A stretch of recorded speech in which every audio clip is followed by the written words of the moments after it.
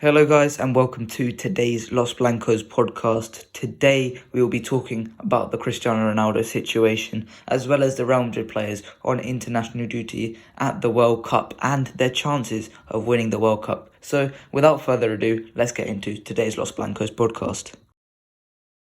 So, last Sunday, Piers Morgan introduced the news that he did an interview with Cristiano Ronaldo, and it was bombshell news out of the blue after Manchester United's 2-1 win over Fulham, in which Alejandro Garnacho scored the goal that won them that game.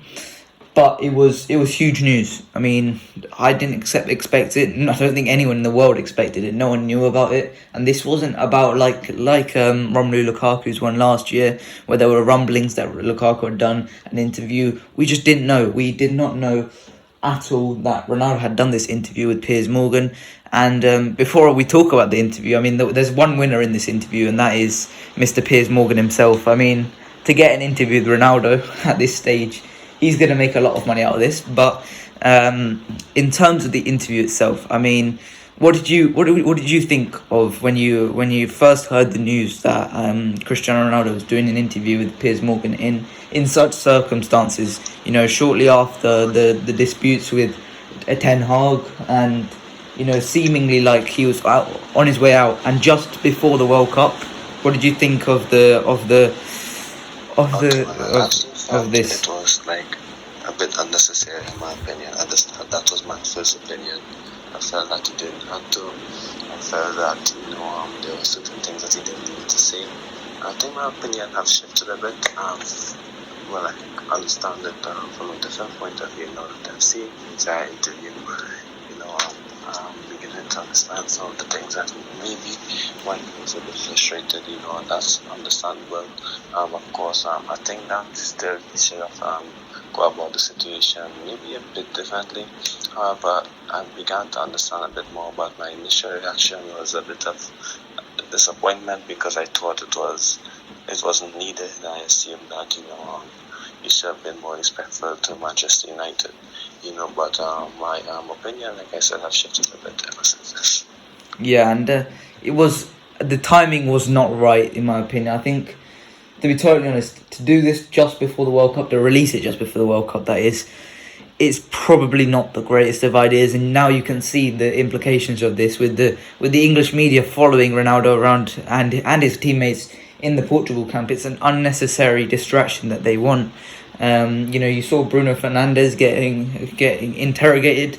You've seen him, the UK media, make everything out of that little incident between him and Ronaldo. It was just not needed whatsoever on Ronaldo's behalf to do this now. Maybe after the World Cup, that could have been a better time to release it. But at this point, to be totally honest, I think it's just totally unnecessary. And the points that he made, we will move on to the points now. The points that he made during the thing, a lot of them the Manchester United fans already knew about. When they're talking about the Glazers, they obviously didn't want the Glazers in any way. And when we're talking about the training, the stadium, everything, the technology at the club not developing, well, the Manchester United fans have been complaining about that for many years now. And ultimately, to go out of your way to do that, I think it's a bit unnecessary, a bit unneeded from Ronaldo's behalf. So what did you think of some of the criticism points that he made towards the Glazers? Do you think he was right to come out and say those things, considering they are his current employers, and ultimately, if I was being employed, I wouldn't say something bad about my boss while I'm still working there. So, what are your thoughts about that? Well, whether or not it's football or it's a normal job, no matter what it is, I think if you speak out against an employer, there's only one end result, and it's both parties coming to understanding that you'd have to leave and you have to do something else, you'd have to do something different. So I think he knows that's going to happen, so I think that's why he did it. I think he knows that he doesn't have to go back to Manchester United after the World Cup. He knows that he can play football and give us all in the World Cup coming up. Like an audition for him, to maybe get a new club. I think that's what he's going to do. He's going to give us all in this World Cup. I think he backs himself, to perform in the World Cup. Even though I think it adds a lot of pressure on him, because if he doesn't perform, it's going to look kind of bad in my opinion. I think if he doesn't perform, there won't be like any excuses for him. To find a new club or any excuses to defend his performances, because he's going to start for Portugal. And I think the positive is that he hasn't played much this season, which means that he can, let's just say, give 100% in the World Cup, for his team and for himself as well. I think he's going to be motivated. I think he knows that this is like his last chance, for another, maybe the options might be a bit limited, but this is the last chance for him to get a contract with one of the best teams in the world. Let's just say top 20 best teams in the world. And you never know what can happen. Teams can sign players, due to injuries, but you never know what can happen. And I think if he does come in, it's going to be good for him, for his last big contract in a European club that maybe can play Champions League or some big tournament. But I think, like I said, he knows this is it for Manchester United. I don't think he cared. I think he cares, but I think he felt that he needed to, just before the World Cup. It's 2 months, I think, before, not 2 months, but a little over a month, or maybe a month and a half before there's club football resuming. So he knows that as soon as that resumes, he can just find a new club at the start of January immediately and continue playing football. So that's what I think. I don't think he sees it as it's affecting him, because I think he knows he's going to leave. Yeah, 100%. And what are your thoughts on some of the stuff he said about Ten Hag? He said that he doesn't respect Ten Hag, and obviously we can't argue against it because that's his opinion. But your thoughts on Ten Hag situation, and the fact is, that he talked about how some people at the club didn't want didn't want him to be there. If Manchester United were a serious club, they wouldn't have signed Ronaldo in the first place. They didn't sign Ronaldo based on footballing reasons. They signed Ronaldo because Manchester City were close to signing him. And to be totally honest, he wouldn't be at Manchester United. And I think we both realised that, and most people realised that it was a mistake. It was a mistake for Ronaldo to go back.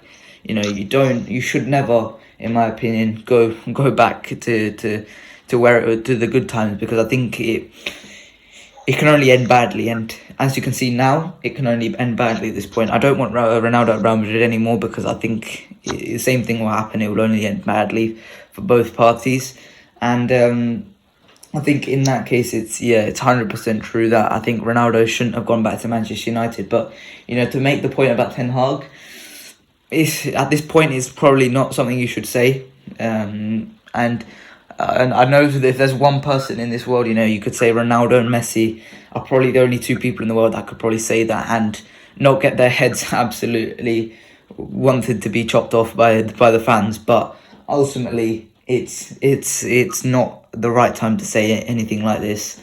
And I think Ronaldo made this interview into a bit when he thought that the Manchester United fans would back him. At this moment in time, you can 100% say, if, as a fact, all the Manchester United fans that I know, they don't want Ronaldo at the club anymore. They are 100% backing Ten Hag over Ronaldo. I think Ronaldo thought that the Manchester United fans would back him. They haven't. They definitely have not, and they are backing Ten Hag in this situation. And it looks like these comments has 100% backfired on Ronaldo, and ultimately, that's going to hurt him. In terms of finding a new contract and a new club, I don't know where he can go, to be totally honest. Unless he gets his contract terminated and thus goes on a free, I don't know. He has to reduce his contract demands, to something like maybe 150,000 a week maximum for even a club to consider him. It's not the case that clubs don't want Cristiano Ronaldo. That's just simply not the case. But it's kind of clubs don't want Cristiano Ronaldo on that wage, and ultimately, you could look at Bayern Munich. I'd say he would fit Bayern Munich, but ultimately that's not what they want. They don't want a guy who is past it at this point. and ultimately he has disrespected his manager. So I want your thoughts on Ronaldo. Ronaldo saying that he doesn't respect Ten Hag, as well as Ronaldo potentially finding a new club beyond the World Cup. Yeah, okay. So in relation to Ten Hag, I think, of course, it's never good when you speak about your manager in a negative manner, because, of course, it definitely means you're not going to be selected again. So, of course, that's one. So, of course, he's not going to play again for Manchester United. Of course, even if he comes back to training, I think he's just going to train on his own, or maybe he's just going to, train and not play unless he apologizes again. However, I think I don't think that Cristiano will want to do that, because, of course, they're both big personalities. Well, I'm not too sure how big Ten Hag's personality is, but it seems that he won't really stand for those sort of, I won't say nonsense, but for these drama, in my opinion. So in relation to his comments, I'm not too sure if it's truthful, but I guess I could understand why he was frustrated, because let's be honest, Cristiano obviously still thinks that he's maybe the best player in the world, and okay, that's fair enough. It's good to have confidence. In my opinion, we have to be a bit realistic as well. But I think, of course, bringing him on for 3 minutes, I don't think it's something he's accustomed to, in my opinion. So that's maybe what frustrated him a bit. And maybe the comments he said, Ronaldo, that in public and behind closed doors, it's not the same. So I guess I could understand that. I don't think that he cares exactly right now in this particular time. Maybe what the fans think right now. I think that's why he did it now, because, like he said, I think he knew that it's going to have this sort of reaction, in my opinion. So he knew that. He knew what he's getting himself into. I think that he made his decision, and of course he has to lay in the bed whatever the result is. He already spoke out against everyone, so it's difficult, for him to find a way back with the club now. So, and in relation to teams wanting Cristiano, even Sporting said that his wages was a bit too high. I don't know how much money could drive him now. Of course, I think he knows that he will not get one of the top wages in football that he's accustomed to, or that he was used to. I think there would be teams interested in him. So let's just see what happens. I think they're sporting their teams in Turkey, and I'm sure he can fit in many teams, but it has to be like a short-term contract. I think what Cristiano wants to do now, he has to look at short-term contracts so he can maximize his earnings and maximize a team just for a short time. I think had he signed for, let's just say, Manchester United for 6 months, I think it would have been good, because his first 6 months was amazing. So let's just say if he signs for the last 6 months, he can definitely boost the team for the last 6 months. But to fit in him for an entire season, or for 2 years, 3 years, is going to be difficult. So that's why I think he has to analyze. He has to make the right choice in terms of getting him to Madrid. If I'm analyzing him for Madrid, I would say it's difficult to facilitate the move for him, because I did an entire article, because we do need to elevate guys like Vinicius and Rodrigo and Valverde. I think it's another young player that we need, who's going to help them get at their best level. Of course, Cristiano will score goals no matter where he goes, but in Madrid in particular, I don't think it's aligning with what they want at the moment. No matter how many goals he scores, I think they're going to look at other options no matter what. So I think his options at the top, it's a bit low, but he still have options, but it's up to him to, drop the standard, in terms of financially, the teams that would want him, just so that he can play football. But I really hope that he finds a club where he can end his career at a high level, and of course with respect and dignity. Yeah, because that's something that he hasn't had over the last 6 months, which is respect and dignity, because Manchester United have been putting him on for 3 minutes, each game. So it's 100% something that Ronaldo is not accepting. And just one final point from me on Ronaldo. He often talks about Sir Alex, but the fact is, if someone came out like Ronaldo is doing right now, Sir Alex would get rid of him immediately. The main message from Sir Alex was normally no one is bigger than the club, and ultimately Ronaldo is going against Sir Alex with this interview, in my opinion, and therefore I think that this is the end of Ronaldo at Manchester United. If he goes to Sporting, I'd be happy, but I do believe that he still has the capability to go for a top 5 team in Europe. You look at Roma, maybe AC Milan. You look at those two teams. I think those two would be happy to facilitate Ronaldo in there. I think Roma, with Tammy not playing exceptionally well so far this season, well, certainly not scoring enough goals. And you look at Milan, Zlatan and Giroud up top. You can say Ronaldo would fit in there pretty well. I think, to be totally honest, that's where I would say Ronaldo would fit in the best. So that is it for this section of the podcast. Next section, we'll be talking about international Real Madrid players who will be playing at the World Cup. So join us after this short interval. Well, today, the biggest tournament in world football begins. Ecuador versus Qatar. Obviously, no Madrid players are being involved in that fixture, but in several other fixtures, several other games, Real Madrid players are very prominent. We've got a total of quite a few. I'm not going to count them in this moment, but we've got quite a few players at the World Cup. A lot of them for the same team, but some of them, they've got some difference there. So let's talk about each of those players and their chances in the World Cup. Where do you think how far they'll go in this World Cup? So a little bit of a prediction from both you and me. And let's start with the French boys, Benzema, Camavinga and Tchouaméni. And before we begin, obviously Benzema, this morning I think it was, Benzema got the injury, or it was announced we got the injury. It was yesterday evening, it might have been yesterday evening. And Benzema got the injury and he confirmed it.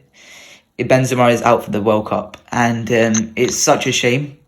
I think this rules out any people saying that Benzema did phone it in before the World Cup for the Real Madrid games. I think this confirms that it wasn't just because of the World Cup. He generally had those injuries.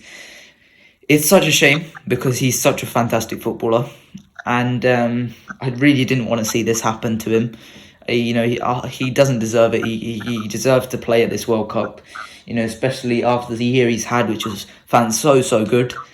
He deserved it, but at this moment in time, he's done. His World Cup is finished, and Benzema will retire eventually, go with only one World Cup under his belt, maybe two actually. He might have played in 2010.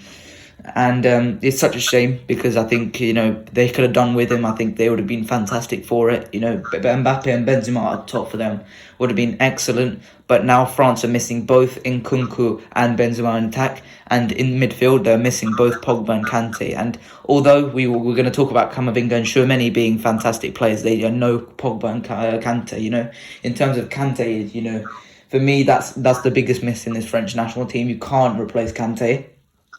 Especially with Tchouaméni, there's two different type of players, and Camavinga for Pogba, it's not the same. So for me, I think it does seem like the World Cup curse is going to strike again. I'm not sure where it's going to strike. It might strike in the group stage, but it doesn't look good for those three, in my opinion. I don't think they'll go far in this World Cup. I think either they'll be grouped in bad circumstances, or they'll just go to that round of 16 or quarterfinals. As soon as they face a good team, they'll be knocked out, in my opinion. So what are your thoughts on the French national team and those three in particular? Yeah, of course, it's a bit disappointing for Benzema, even though if you're supporting Madrid and the reports would be he'll be back for the first league game, I think it's still sad. You have to think about the player who gave everything for the club over the past few years.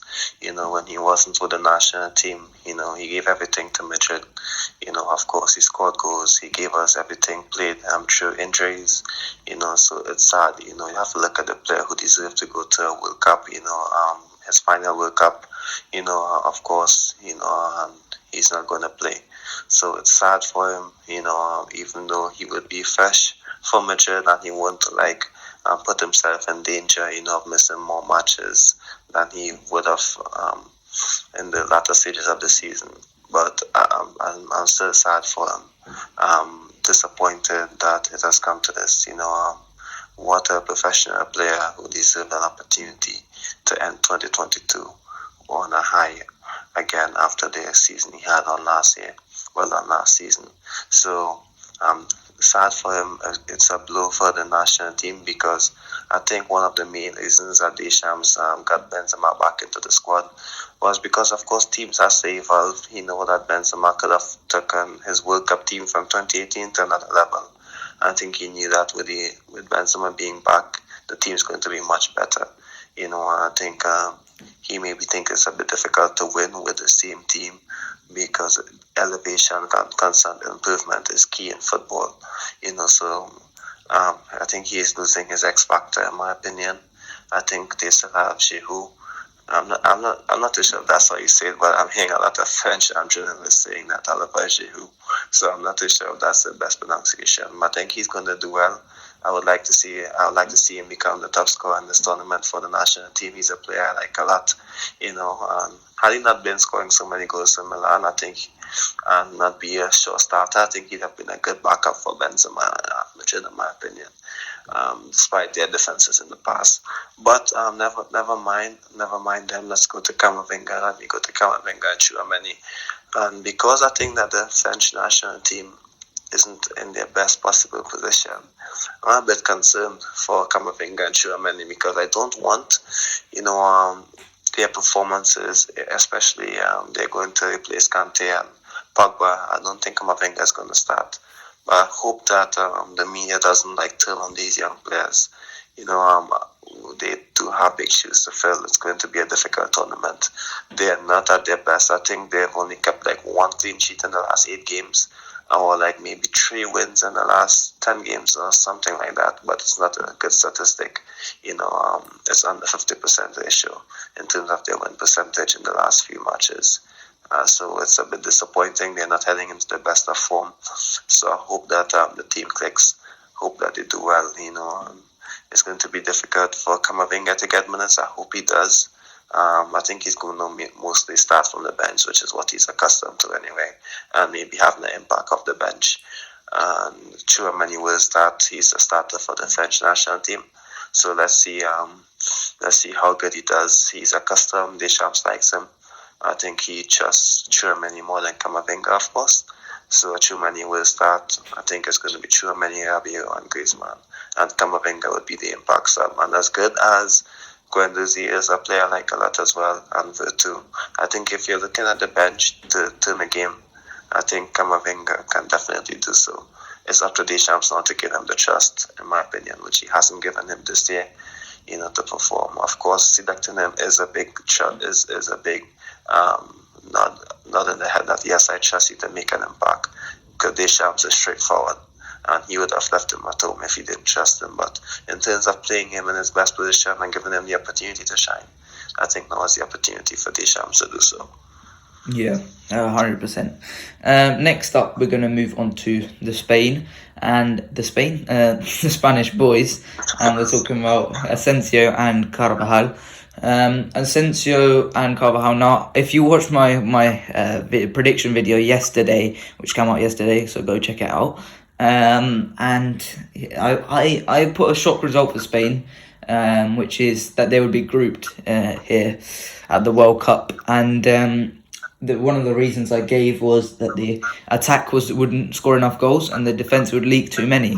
I mean, it's a simple way of putting it, but Asensio up top, that's what Luis Enrique has been saying. He's been saying that Asensio will play as the false 9.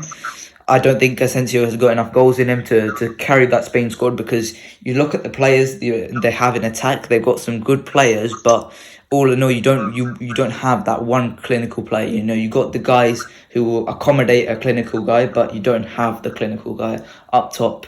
And that's where I think they could fail a little bit. In the centre-back slot, you know how critical I am of Luis Enrique for picking Mr. Eric Garcia over Nacho and Sergio Ramos. I think that could hurt them. You've got two left footers and at centre back. You don't have a natural right footer in the centre of defence. I think that could hurt them. Carvajal certainly, I think, will have a good tournament, but ultimately, I think that Spain will be grouped, and it's a very difficult group. You look at that group, and ultimately, Germany. I think Spain are not better than Germany, and we'll talk about Germany next. But Spain are not better than Germany. Japan have some very dangerous players. You look at Matoma of Brighton, Minamino of Monaco, Kubo of Real Sociedad, and you look at Kamada of Frankfurt, and you've got some very dangerous players there. And you look at Costa Rica, whilst they certainly don't have the star quality, they have a very, very solid defence. I watched one of their games in CONCACAF in the qualifying, and you couldn't break through them. And in their attack, they've got enough clinical players. Brian Ruiz. A little bit of 2014 memories there with Brian Ruiz, and you look at Joel Campbell again, 2014 memories. Those two up top, they score goals. They score goals when you need them to. So ultimately, you look at that, and they have a chance, Costa Rica, and therefore I think Spain have a very good chance of bottling it. Equally, I think that Spain could elevate themselves and become a semi-final contender, but I think it will be the first option there. So what are your thoughts on Asensio, Carvajal and Spain? Before we get on to them, I dislike the Spain squad. Not just because they're all Barcelona, they're mostly Barcelona players, but I'm just not a big fan of the manager and his selection methods, in my opinion. Of course, you have to respect what a manager wants. However, leaving Sergio Ramos at home, are you telling me that some of these guys are better than Sergio Ramos, some of these centre-backs? You can argue that Laporte and Pauta has been excellent, and I understand that part. But Sergio Ramos at home for Garcia, I'm not too sure is the other defender. But leaving Sergio, Inigo Martinez isn't better than Sergio Ramos. He's played more, but Ramos has been fit this season, so that's the excuse. That's the excuse. If he isn't fit, he hasn't played much this season. Gone. So I don't like the selection methods of the coach or the players that he selected, but I have to respect that they're talented. Pedri is talented, Gavi is talented. They have a team who is trying to have an identity, which I understand. So they're a good team, but like you said, it's a lack of goals, in my opinion. And I think they're going to be exposed if it's going to be a team that's pressing high, winning the ball high, and that has the cohesion to do it as well, and to win as well. So I think if it's a high stakes game, high pressure, I think Busquets in midfield is just not going to work against a team that's quick, and of course constantly pressuring him like Real Madrid do whenever they play Barcelona. That's one of the ways that we beat them. Of course, Busquets would normally struggle against us in the past 2 years. And of course, I think Garcia would struggle against one of the best attackers in the world, whoever it might be, whether it's going to be Mbappe or even Cristiano in the air as well. So even against Argentina, against Martinez and Messi, I think he's going to struggle. I think, of course, Laporte has showed glimpses of being a good defender and switching off on occasions and making weird decisions, but he's still one of the best. So there are ways to beat Spain, in my opinion. I don't think that they're going to go out in the group stage. I think they can definitely make it to the quarterfinals or even semi-finals, but I don't think that they can. But I do believe that it's a young squad full of talent, energy, and willing to do well in their first World Cup. They had a good showing in 2020, last year, 2020 European Cup. However, they need a striker who can score much goals. I really hope that maybe Morata does well. I like him. He's a former Madrid player. He does well for Spain in terms of his link-up and movement. However, I hope he starts scoring goals because I like him a lot. Maybe if he's the one to have Spain in the World Cup, I'd actually be happy for them because I like the player. In addition to Asensio, like you said, he's not going to give you goals as a number 9. He's going to give you the odd assist, the odd goal. Maybe he can give you one goal. He can give you 3 goal contributions in the group stage. And if you look at the entire tournament, I guess he can give you 5. but that's okay. I guess he's just doing his part. Carvajal, of course, I hope he doesn't get injured, but he's their best fullback on the right-hand side. So that's why he's there. So he's solid as well. He's been inconsistent this season, but he's a big game player. So, of course, I'd be happy to see two of them contribute. But I don't think this team is good enough to win the World Cup, but you never know. Yeah, maybe in 4 years' time, considering there might be a few more talents coming through. Next up, quickly, Germany, because we spent too long on the first two. We'll talk about Germany. I'll just do this one quickly, because I think you know my thoughts on Germany. They are very, very good, very underrated in my opinion, more underrated than most nations at the World Cup. And, they are silently very, very good. Hansi Flick, efficiency, he will get this team to become a winning machine. The attack, Sane, Musiala, Muller, Gnabry, so many good attackers. The defence, Rudiger, Schlotterbeck, Sula, Neuer. The midfield, Kimmich, Goretzka, Gundogan. They're just very good. And we talk about Rudiger, very good for Germany. I think he will fit in perfectly in that three-back system on the left side. Yeah, he's going to look fantastic, and Germany are going to look fantastic. For me, I think they've got a very good chance of winning this World Cup, to be totally honest.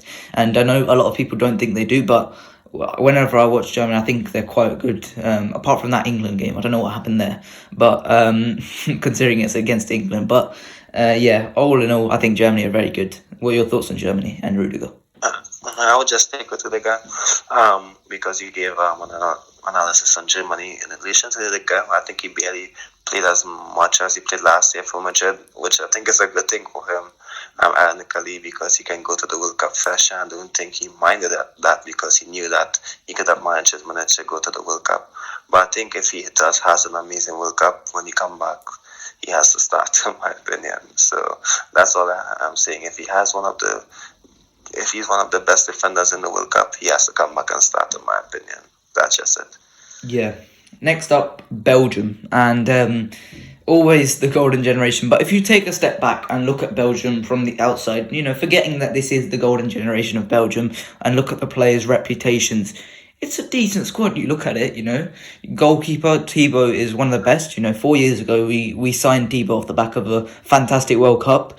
You look at the striker, Lukaku, as much as he's a meme in England, he still will bang in all the goals that the world-class midfielder, Kevin De Bruyne, sets up for him. It's a pretty good squad. And if Roberto Martinez decides to drop Eden, which I think he should do at this point, it's for me, I think there's no doubt that Eden should be dropped for this World Cup, especially when you look at Leandro Trossard's form. I think Trossard should be starting for Belgium. And suddenly you look at this Belgian team and it's all right. Maybe the defense is too slow, but you've got Courtois in goal to compensate for that. So for me, I think Belgium, as a result of them being overrated for the last couple of tournaments and everyone wisening up to them and starting to criticise them, I think they've started to become a bit underrated for this tournament. I think they've got a chance, but it's not as big as some of the other teams like Germany, like Brazil, like Argentina at this World Cup. So what are your thoughts on Belgium? Yeah, that's fair enough. That's a fair analysis, in my opinion. I think the opinion has shifted a bit. But yes, a talented bunch of players. And yes, I would get to the defense. I think that's a big concern.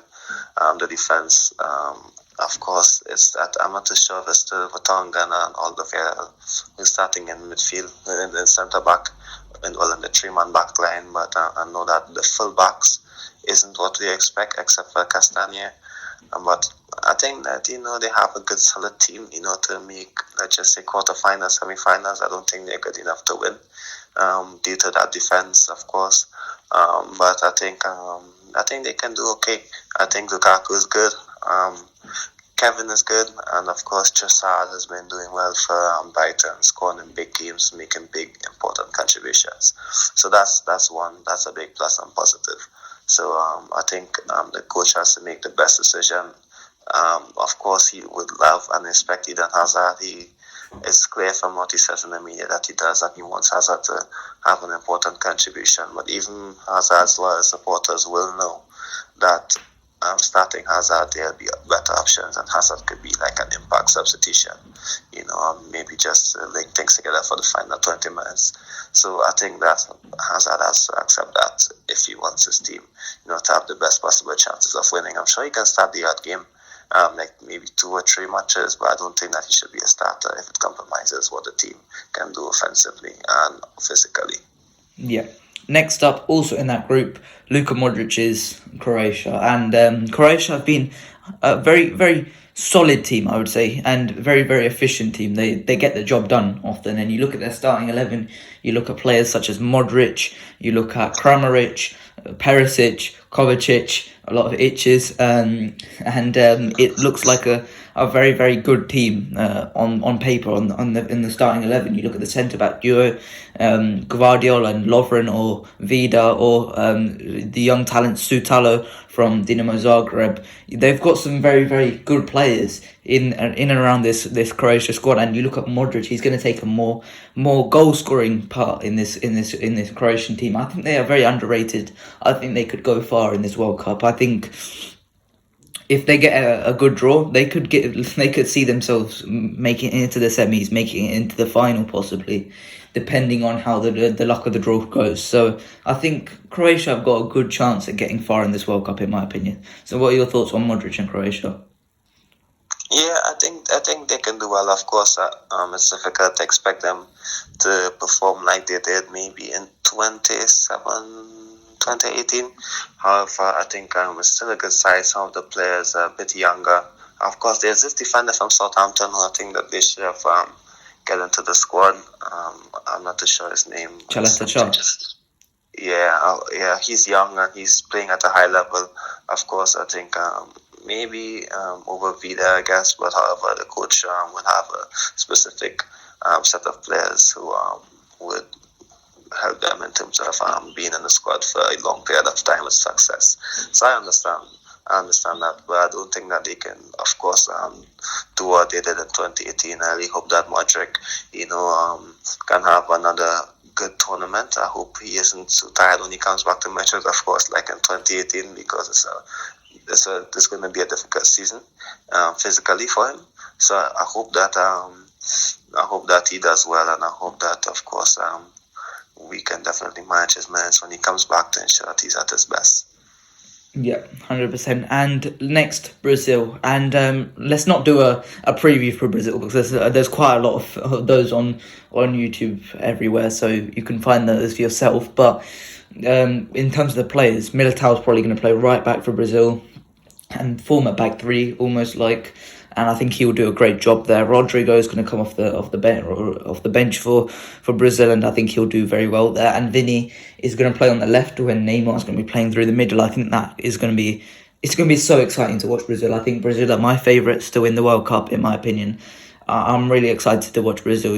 This is, if you look at someone who needs the World Cup the most, it is Neymar. Neymar needs that World Cup more than Messi and more than Ronaldo, because ultimately, otherwise he's going to continue getting the disrespect that he doesn't really deserve. He deserves to be viewed in the light of other legends of the sport, but ultimately he won't get that because of the fact that he dives and he gets the fancy haircuts and stuff like that. So ultimately he unless he wins this World Cup, I think he will continue to get disrespected, and I think he needs this the most out of anyone. So what are your thoughts on the three Madrid players playing for Brazil finally for this section of the podcast? Yeah, I think that's all we ever wanted, was for all of them to go to the World Cup along with Camavinga and Tchouaméni, Valverde, all these young guys. So that's a big plus, that's a big positive. I think, of course, why they are at advantage, of course, is because they have in attack, which defines matches. I think the attack will define matches. They have a player who can replace, who can directly and indirectly replace someone. For example, if you start Paqueta with Neymar, Charleston, and Rafinha, on top you have Vinicius who can play on the left, and if that isn't working out, you have Martinelli who can come in and do something similar. You have Anthony and Rafinha on that side, and you have Rodrigo and Charlison who can be strikers, who can play as wingers. If something isn't working, they can find a solution to make it work. And of course, there's Neymar who can put it all together. So I think that's going to be the big game changer, how good Neymar plays, and he's doing well for PSG. So of course I hope that they win, and I would love to see them win a tournament. I would love to see Neymar win a trophy, Vinicius win a trophy, a World Cup after a Champions League winning goal. Imagine if he scores a winner in the World Cup. Then there's Rodrigo. I don't think he's going to play as much as Vinicius, but I still think he's going to get some minutes, which is important. Of course, Militao, he played at fullback for Brazil in the last international match, so that's going to be a plus for him. Of course, starting as well. So I think he's going to have the biggest tournament of all the Madrid players. But I do hope that Vinicius will start matches, because I was seeing that the coach will go for a bit more conservative approach and leave the guys like Vinicius to come off the bench and make an impact. So let's see what happens. But the good news is that they're there. They're selected for the World Cup. In last year, it was a bit of a concern. Are they going to be good enough to get into that team? Well, they've shown last year and early this year that they actually was good enough, and now they're there. So let's hope that they do well. Yeah, and then lastly, we've got Uruguay and Fede Valverde, and I think for me, Uruguay, the dark horses as well. I think my three dark horses would be Croatia, Uruguay, and Serbia. I think Uruguay they have a fantastic team, fantastic players. You look at Suarez and Cavani as well as Nunez. That's a very, very good attack. Defensively, Jimenez and Araujo in the midfield. You look at your players such as Bentancur, Arrascaeta of Flamengo, and Valverde. It's a very, very solid team. I think Valverde is going to lead this Uruguay team to very, very far in the World Cup, and I think Valverde is going to have a very good World Cup. So, what are your thoughts on Valverde? Lastly, before we end this podcast. Yeah, he's actually, I think, one of the set piece takers as well, which shows how the coach understands his shooting ability as well. Of course, he was trusted with the national team even when he wasn't playing much minutes for Madrid, which shows how essential he is to this team and how important his leadership on and off the pitches, and not just leadership maybe in voice, but leadership in his actions and what he does. And his energy as well, and commitment and desire. I don't think you have to be a leader just by shouting and giving orders.